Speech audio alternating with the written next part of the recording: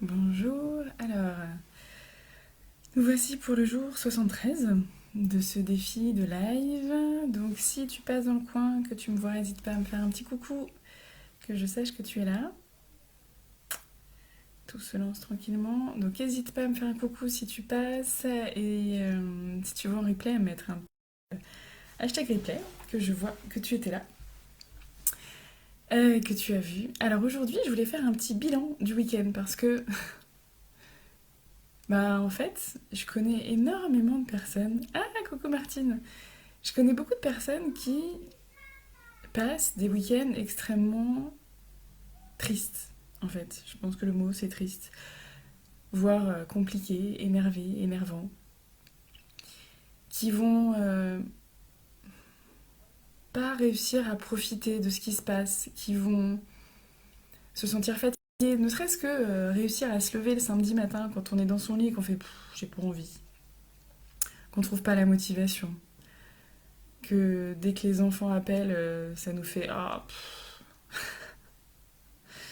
Et puis s'ensuit tout le week-end peut être comme ça en fait. Alors qu'en plus, en ce moment, on est assez limité sur les sorties, sur tout ce qu'on peut faire. C'est vrai qu'on a encore plus de mal à se ressourcer, à se recharger, et donc c'est encore plus compliqué. Et si ton bilan de ce week-end, c'est de te dire que franchement, vivement lundi, que les enfants retournent à l'école, que t'es fatigué, que t'as crié tout le week-end, que t'as pas pu te ressourcer parce que justement c'est tendu avec les enfants, que t'arrives pas à passer des bons moments avec eux, que même j'ai discuté avec certaines mamans qui me racontaient que elles passaient du temps avec leurs enfants, qu'elles jouaient avec, mais qui se sentaient pas, qui étaient pas pleinement là en fait, qui étaient pas pleinement disponibles. Donc elles sont là physiquement avec leurs enfants, mais elles y prennent plus de plaisir. Elles font ça par obligation, parce que c'est ce qu'elles pensent qu'il faut faire avec les enfants, parce que voilà, elles se sacrifient en fait pour les enfants. Elles se sacrifient pour les autres. Et c'est quelque chose que je remarque beaucoup en fait, ce sacrifice. Le fait de toujours faire passer les autres avant soi. Que ce soit dans le milieu professionnel, que ce soit dans notre couple, ou que ce soit avec nos enfants, avec nos amis. Quand on fait passer les autres avant soi, ça crée quand même un déséquilibre, ça crée du ressentiment à l'intérieur de nous. Et donc on peut pas après être pleinement en lien, on peut pas être dans l'authenticité parce que il y a quelque chose qui est pas gagnant-gagnant en fait. Et il y a un moment où, à force de donner, donner, donner, et ben en fait, on commence à être vraiment dans la rancœur parce que c'est pas ok. Et on a aussi des émotions de colère, de tristesse qu'on nous a appris à pas dire, à pas exprimer.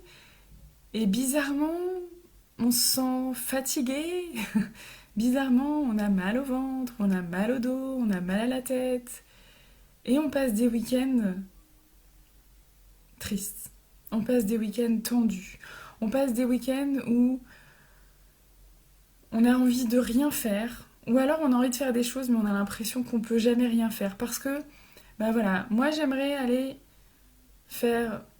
en forêt, ou j'aimerais aller me promener, mais personne ne me suit dans la famille et du coup je le fais pas. Parce que je peux pas le faire toute seule. Ou je peux pas l'imposer aux autres. Et tout ça, ça crée de la rancœur et de la frustration. Tout ça, ça fait que le dimanche soir, on n'en peut plus, on est fatigué, on en a ras-le-bol, et qu'on aurait presque envie de se mettre sous la couette et de plus bouger en fait. Juste qu'on nous laisse là, tranquille, et puis qu'on nous laisse tranquille. Qu'on nous laisse tranquille en fait. Et ça, c'est vraiment quelque chose que je trouve triste et dommage quand on est maman, quand on est papa aussi, d'avoir une seule envie, c'est que nos enfants nous laissent tranquilles. De pas réussir à être vraiment avec eux, de pas réussir à profiter d'être avec eux parce que on est frustré en fait sur d'autres choses. on est frustré de ne pas pouvoir se réaliser nous-mêmes comme on voudrait, on est frustré de ne pas vivre la vie qu'on veut. Et du coup, ça crée vraiment une tension à l'intérieur de nous en fait. On peut pas être disponible. On peut pas être disponible pour nos enfants, on peut pas être réellement présent, on peut pas être dans la relation quand à l'intérieur de nous on n'est pas bien, qu'on manque de confiance, qu'on manque de pouvoir, qu'on manque de puissance, qu'on se sent complètement épuisé et à bout en fait. Et je trouve ça dommage. Je trouve ça tellement dommage d'arriver à la fin du week-end et de se rendre compte que on n'a pas passé des moments très sympas. De pas réussir à trouver, à voir un moment où on était bien, un moment où on s'est senti à sa place, un moment où on a senti qu'on avait de la valeur, que on se réalisait en tant qu'être humain, en tant que mère, en tant que femme, en tant que ce qu'on veut. Et je pense que c'est vraiment, vraiment important d'avancer à ce niveau-là. Et si là, tu fais le bilan de ton week-end et que tu te rends compte que c'est ça, que ben, t'as passé que des moments de tension ou alors des moments de fuite. Le moment de fuite, c'est quand bah, tu lâches l'affaire en fait. Quand tu vas dans ton coin, quand tu... Alors que tu aies besoin de temps en temps de moments de solitude, oui. Mais la fuite, c'est différent. La fuite, c'est... Je vais m'isoler parce que j'arrive plus à gérer ce qui se passe là maintenant. J'arrive plus à être dans la relation. C'est trop compliqué pour moi, alors bah, je m'échappe. Je m'échappe dans ma bulle, que ce soit physiquement ou psychiquement, parce que parfois on est là, mais dans notre tête on est ailleurs. On, on a du mal en fait à profiter de ce qui se passe, à être dans l'instant présent. Alors, si tu te rends compte que c'était ça ton week-end, ou que c'est ça la plupart de tes week-ends, pose-toi la question. Est-ce qu'il ne serait pas venu le temps, le moment de changer? Est-ce que ce ne serait pas le moment d'entamer un processus de guérison, un processus de redécouverte de toi-même, d'épanouissement personnel, de reprendre de la confiance en toi, de reprendre de l'amour de toi, de changer enfin ce regard en fait, au lieu de rester au fond du seau, au fond du gouffre, à broyer du noir et à te dire oh là là, mais c'est nul, c'est fatigant, c'est pénible, j'ai mal, je suis pas celle que je voudrais, je suis pas la maman que je voudrais, je me réalise pas comme je voudrais. Alors reste pas là-dedans en fait. Il y a aucune raison. Il y a aucune raison valable en fait, vraiment aucune, de rester dans une situation qui ne nous convient pas.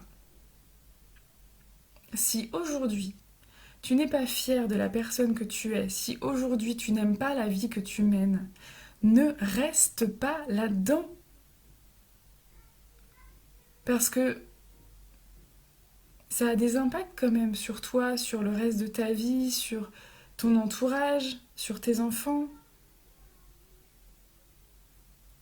Il est toujours temps de changer, il est toujours possible de changer. Tout le monde peut changer, tout le monde peut grandir, évoluer, reprendre confiance en soi. Il y a des personnes qui ont vécu des trucs vraiment horribles. Il y a des personnes qui ont vécu des violences, qui ont vécu de l'humiliation, qui ont vécu vraiment des situations très très difficiles et qui laissent des traces hyper fortes. Et pour autant, elles ont été capables de changer leur façon de vivre, leur façon de voir.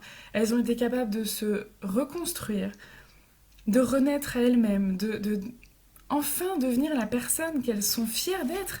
Et ça, c'est possible pour tout le monde, vraiment. Enfin, il n'y a pas une seule personne sur cette terre qui ne peut pas se réaliser, qui n'est pas capable de se reconnecter à l'amour, en fait, qu'elle peut avoir d'elle-même, qu'elle peut avoir des autres.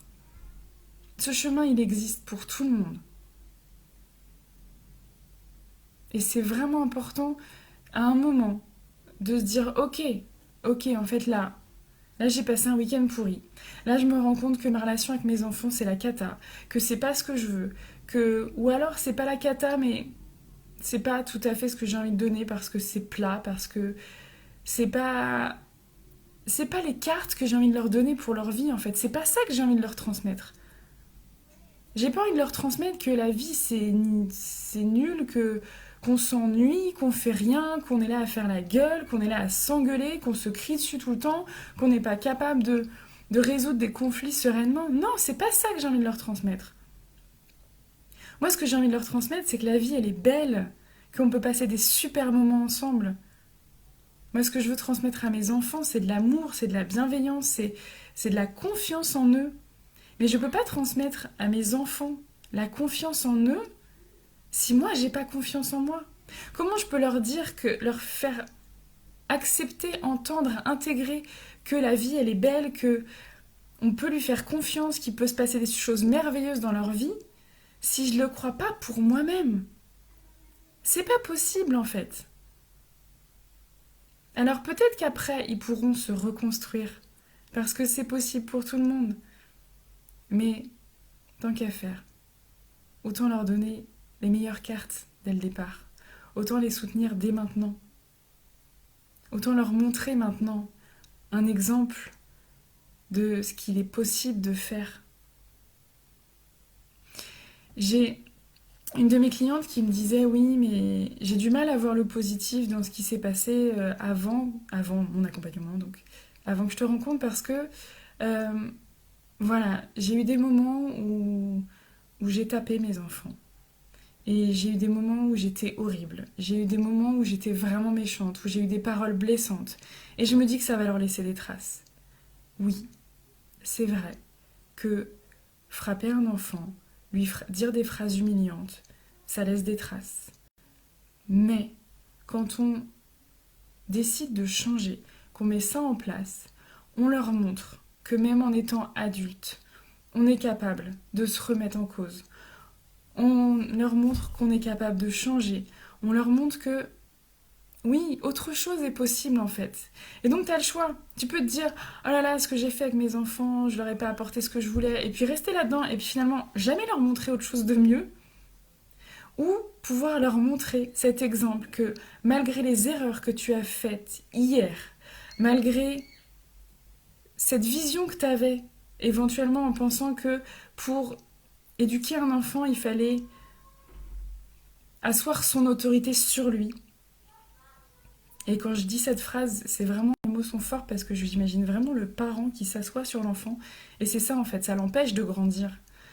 Et tu peux avoir eu ces pensées-là et montrer à ton enfant que même en étant adulte, même en étant un parent, on peut encore changer.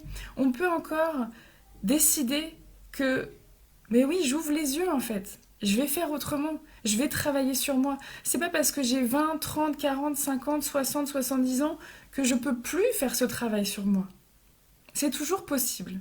Et montrer ça à nos enfants, c'est un super exemple. Il est jamais trop tard. C'est jamais impossible.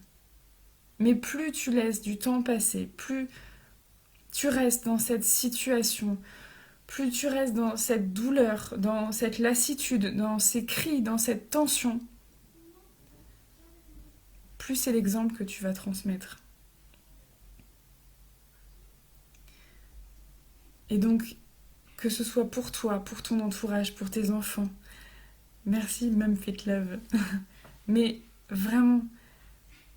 Et ça, c'est dans tous les domaines. Parce que moi, je suis plutôt axée parentalité. Je fais aussi un accompagnement pour les entrepreneurs, pour les aider à se limiter de leurs croyances. À se limiter, justement. À ne plus se limiter à aller au-delà de leurs croyances et voilà. Et prendre confiance. En gros, moi, c'est vraiment la confiance en soi, se reconnecter à l'autre et les relations. Et donc, dans le domaine de la parentalité et dans le domaine du business. Mais ça peut être aussi dans la nutrition, ça peut être aussi dans l'activité sportive, ça peut être dans plein de domaines différents. Il y a un moment, quand tu te rends compte que ce que tu vis n'est pas ce que tu as envie de vivre, Arrête de te plaindre et vas-y, change. En fait, ça sert à rien de rester dans une situation que tu n'aimes pas, que tu n'approuves pas, que y a aucune raison en fait. Enfin, si, pour être honnête, il y a une raison. En vrai, quand on reste dans ces situations-là, c'est que on en tire des bénéfices, on en tire des avantages, même si on n'ose pas se l'avouer, même si c'est dur à admettre, même si on dit non, mais c'est pas vrai, je souffre, c'est horrible. Malgré tout, si t'es encore dans cette situation, c'est que t'en tires des bénéfices. Alors il y a un moment, il faut être honnête avec toi-même. Est-ce que tu vois les bénéfices que tu as à rester dans cette situation maintenant? Les bénéfices, ça peut être rester dans ma zone de confort, ça peut être ne pas me challenger, ça peut être ne pas me mettre en avant, ne pas prendre de risques en fait. Donc oui, il y a des bénéfices. Si tu restes dans cette situation-là, c'est que tu y vois des bénéfices.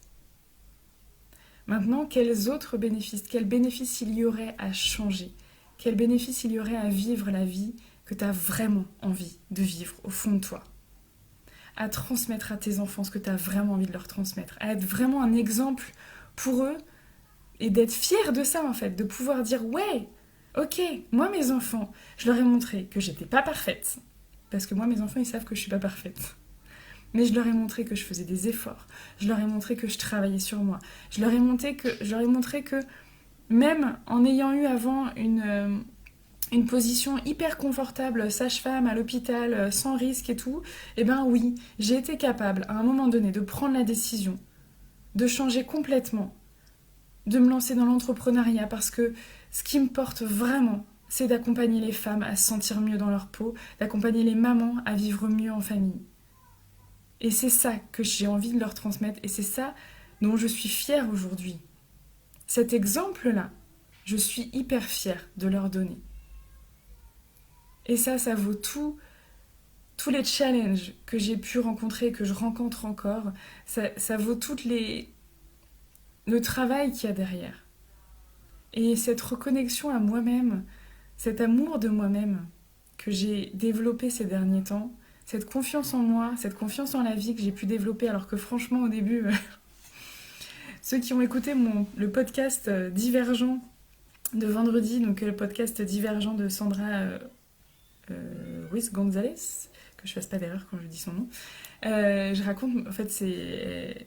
raconte mon histoire dans son podcast celui de vendredi dernier, donc. Ceux qui l'ont entendu pourront comprendre à quel point je suis pas partie du tout en ayant confiance en moi et en ayant confiance en la vie. Moi, ce que j'avais retenu de la vie, c'est que il faut pas s'attacher aux gens. Je mérite pas d'être aimée. Je peux pas y arriver. De toute façon, ce que je fais, c'est jamais assez bien. Je suis pas à la hauteur et faut surtout pas que je me montre. Faut surtout pas que je me mette en avant parce que ça pourrait faire du mal aux autres. Mais je peux te dire que dégommer toutes ces croyances, et je suis encore en train de travailler dessus parce que c'est le travail d'une vie. Dégommer toute cette croyance, me redonner de l'amour de moi, me redonner confiance en moi, malgré toutes les épreuves et grâce à toutes les épreuves. Parce qu'avec chaque épreuve, j'apprends. Avec chaque épreuve, je passe un palier supplémentaire. Et mais ça vaut tout l'or du monde. Ça vaut toutes les difficultés, ça vaut tout l'investissement financier aussi parce que oui, je sais que dans mes accompagnements, c'est un investissement financier. Les accompagnements que j'ai fait moi aussi, tout ce que j'ai mis, enfin, j'ai investi énormément moi sur moi. Au début, ça faisait un peu peur. Et maintenant, en fait, c'est devenu ma norme parce que c'est hyper important pour moi d'avancer, d'évoluer et de continuer de guérir, de grandir, de me challenger en fait encore plus parce que j'ai envie de plus. Et je pense que je m'arrêterai jamais parce que j'aurai toujours envie de plus. Donc je me forme, je me fais coacher, je me fais accompagner dans certains domaines. Et oui, ça a nécessité un sacré budget, pour rester poli. Et mais ça les vaut, mais tellement. À aucun moment, je regrette. Même certains... J'ai même fait des accompagnements qui n'ont pas réussi, entre guillemets, qui n'ont pas donné les résultats que je voulais. Mais j'en ai appris tellement. J'ai appris tellement sur moi-même. C'était pas là où j'avais forcément imaginé que j'arriverais à la fin de cet accompagnement. Mais waouh, j'en ai appris tellement. J'ai appris, ça m'a... Des fois de faire des erreurs, de pas prendre le bon accompagnement, de pas prendre le bon coach, ça nous permet aussi de voir où est-ce qu'on a envie d'aller. Nos erreurs, elles nous forgent, elles nous font du bien, elles nous aident. Donc voilà, encore une fois, si t'as fait le point sur ton week-end et que tu te rends compte que t'as passé un week-end pourri parce que t'es mal dans ce que tu vis actuellement, reste pas là-dedans. Peut-être que tu te sens appelé par faire des coachings avec moi, peut-être que c'est avec quelqu'un d'autre. Si c'est avec moi, je t'invite à me contacter en message privé parce que je mets plus mes agendas en ligne directement parce que j'ai envie d'avoir des personnes vraiment motivées. Donc oui, pour rejoindre mes accompagnements, il faut venir vers moi. Je ne suis pas du genre à aller démarcher les personnes. Je ne rentrerai pas dans ta messagerie privée sans que tu m'y aies invité. Je ne rentrerai pas dans ta vie sans que tu m'y aies invité. Donc, si tu veux bénéficier de mon accompagnement, si tu veux rentrer dans mon énergie, si tu veux bénéficier de ce regard inconditionnel, de cet amour, de cette confiance, je t'invite à me contacter.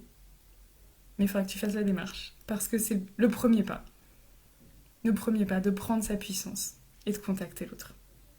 Ce sera tout pour aujourd'hui. Je vous souhaite une belle soirée et je vous dis à très bientôt. Ciao.